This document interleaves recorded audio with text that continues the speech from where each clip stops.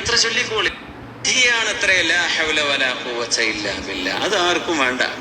ലാ ഹൗല വലാ ഖുവത ഇല്ലാ ബില്ലാ കഴിയുന്നത്ര ചൊല്ലിക്കോളി. പ്രത്യേകിച്ച് ഒരു നിരപരാധികളായ ആളുകൾ ജയിലിലടക്കപ്പെടുമ്പോ, നിരപരാധികളായ ആളുകൾ മോചനം കിട്ടാതെ കിടക്കുമ്പോ അള്ളാഹുവിന്റെ ഭാഗത്തുനിന്ന് സഹായം കിട്ടാൻ കാരണമാകുന്ന ഒരു ദിക്റാണിത്.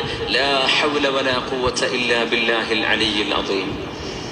അത് ധാരാളമായി ചൊല്ലുന്നത് കെട്ടുകൾ അഴിയാൻ കാരണമാകും, നമ്മുടെ ബുദ്ധിമുട്ടുകൾ അഴിഞ്ഞു പോകാൻ കാരണമാണ്. സ്വർഗത്തിന്റെ നിധിയാണ് അത്രേ. അസ്സലാമു അലൈക്കും വറഹ്മത്തുള്ളാഹി. ഓരോ ദിവസം കൂടുന്തോറും കടം വർദ്ധിച്ചു വരികയും കടം കാരണം ജീവിതം തന്നെ ഇല്ലാതാക്കിയേക്കാം എന്ന് ചിന്തിക്കുന്നവരുണ്ട്. വിഷമിക്കണ്ട, പരിഹാരം ഖുർആനിലുണ്ട്. അള്ളാഹുവിന്റെ പരിശുദ്ധ ഖുർആനിൽപ്പെട്ട 3-ാമത്തെ സൂറത്തായ സൂറത്തു ആലി ഇംറാൻ 90 ദിവസം സുബഹി നമസ്കാരത്തിന് ശേഷം തുടർച്ചയായി ഓതുക.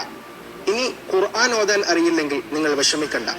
യാ ഗനിയു യാ മുഗനി എന്ന അള്ളാഹുവിന്റെ പരിശുദ്ധമാക്കപ്പെട്ട ഇസ്മ 666 വീതം 90 ദിവസം സുബഹി നമസ്കാരത്തിന് ശേഷം ചൊല്ലി ആത്മാർത്ഥമായി ദുആ ചെയ്യുക. ഇൻഷാ അല്ലാഹ് എത്ര വലിയ കടമാണെങ്കിലും അത് വീടാനുള്ള വഴി റബ്ബ് കാണിച്ചു തരും.